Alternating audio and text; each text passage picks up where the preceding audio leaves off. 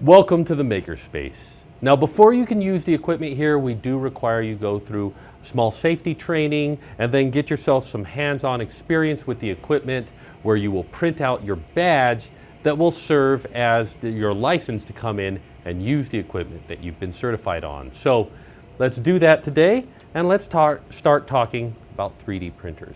Now, 3D printing describes a large array of technology, not just the ones that you'll see here in the MakerSpace. There's SLA and DLP 3D printers, which use a light curing liquid polymer that they use a laser to make solid, and then they pull the object out of this liquid, and it's really cool. And we don't have any of those right now.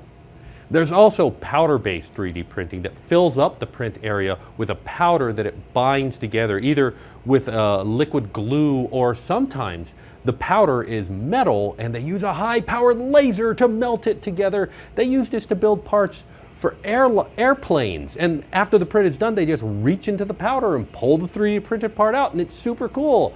We don't have those either. The 3D printers that we have here are a variation of the FDM or FFF technology that's been around for a number of years, with people building them in their garages. The printers that we have here are a step above that, but they still run on the same principle. Now, FDM stands for Fused Deposition Modeling, but when hobbyists started making these 3D printers, it came to light that that term was copyrighted by a corporation, so they came up with the term FFF, which stands for Fused Filament Fabrication, both of which describe the same technology. And any of these printers that call themselves FFF have these same component parts, and so you can find them on any of them, even though they might be a little bit different on each one. The first part that they all share is a piece of software on your computer, so the computer is actually a part of the 3D printer for now, and that software is called a slicer. A slicer takes a 3D model, which in and of itself isn't really ready to be 3D printed, and turns it into instructions that the 3D printer will follow. Like its name implies, it takes the model and makes a very thin slice of it, then looks at the shape of that slice and goes, okay, if the 3D printer is going to make that, it's going to have to start here, start squirting out plastic, then it's going to have to move this way and draw the shape this way, and then it's going to have to move here to fill it in. And it takes those instructions and you move them over to the 3D printer, and the 3D printer follows them. Now, the 3D printer, the first thing it's going to need to do is load in some filament, this thin noodle of plastic. So the filament, kind of part of the 3D printer. And also, somewhere on the 3D printer, you will find a feed system, a motor that pulls the filament in and drives it in through the printer. Now, if you look at these 3D printers, where might the feed system be? If you look at the minis here, the feed system is a motor right here on top with a gear that pulls it in through this tube to the next part. However, on the Ultimaker here, you might think that the motor is right here next to the hot end, but it's not. It's here on the back, hidden away where you can't really see it. Some 3D printers do have their feed system much closer to the nozzles, but they all have one, and that's the point. Now, after the feed system does its job, it's pushing the filament through, and the filament is going to the hot end. We call this the hot end because, you guessed it, it does get hot, about 200 degrees Celsius. Hot enough to melt the plastic and squirt it out of a little opening that it has, so that it comes out in a fine spray. Now, if we stopped here, we wouldn't have a 3D printer. We just have a filament melter and squirter. But once it's moving that filament out, it needs to move it in 3 dimensions. So it needs to move in the X, in the Y, and then up and down into Z. And you'll notice the mini printer moves the bed to do this, but the Ultimaker doesn't. It moves around the top in the X and the Y, and the build plate comes up and then comes down to it to get the Z direction. The Delta 3D printer here is really cool, actually, because it uses 3 motors that go just up. And in order to move up, if it wants to move up, all 3 of those motors have to move up. If it wants to move left, one of them goes down, the other one comes up. It's really a very neat coordinated dance. But the point is, the feed system All FFF 3D printers need to have at least 3 motors to move in 3 dimensions to give us the 3D in 3D printing. Now lastly, there's a build plate where the print goes afterwards. And here in the MakerSpace, all of these build plates are heated. They'll get up to about 60 degrees centigrade, which is almost hot enough to warm up a tortilla, but it's probably not going to hurt you too bad.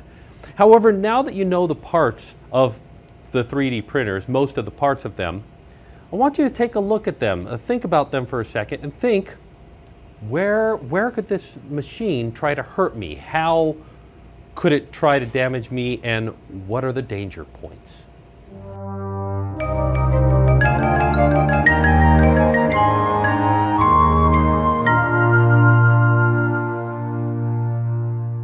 So did you have a chance to guess at some of the danger points? There are in fact 4 that we need to think of. Now, the most obvious, of course, is the hot end. Yes, it gets hot, and if you touch it while it's running, it might leave you with a pretty good welt, so that's one. Another one is that these are electrical machines. They are pulling in electricity, and electricity can generate sparks, so you got to keep an eye out for that.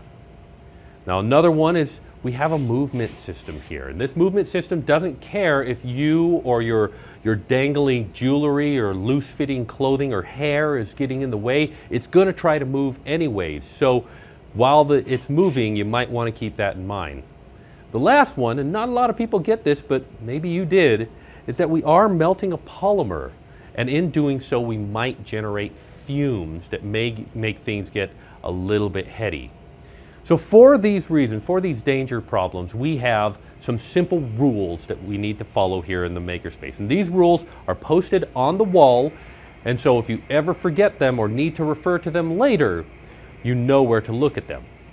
The rules are this. Number 1, don't keep flammable items near the 3D printer. This includes papers and chemicals that might catch on fire. We might need to use these chemicals sometimes, or we might need to have a piece of paper near it, but don't store them near them.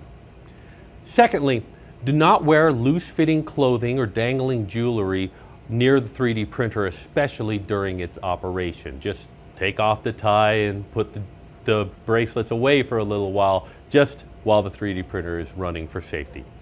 And third, watch the 3D printer as it's laying down the first print, or first layer. Make sure that that's going down well before you walk away from it, and then keep an eye on it as much as you can. Now, 3D printing is a slow process. It's probably going to take 24 hours for a larger print to print, and so I don't expect you to watch it constantly. I do expect that you'll be going home at some point and sleeping, so just keep an eye on it as much as you can during the process, and don't leave it until you're relatively sure that it's going to work.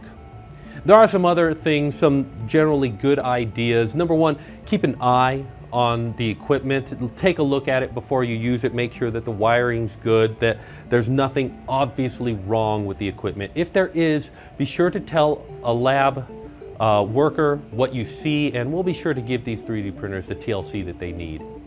Secondly, always be sure to use 3D printers in a well-ventilated area, a large room that you can let the fumes dissipate in, and we even have fans here, so if you feel like things are getting a bit heady, we can turn them on, but that's always a good idea with 3D printers. And lastly, should things get the worst, we have fire extinguishers and first aid kit by the door, so you can go ahead and use those should things get to it. All right, enough talking.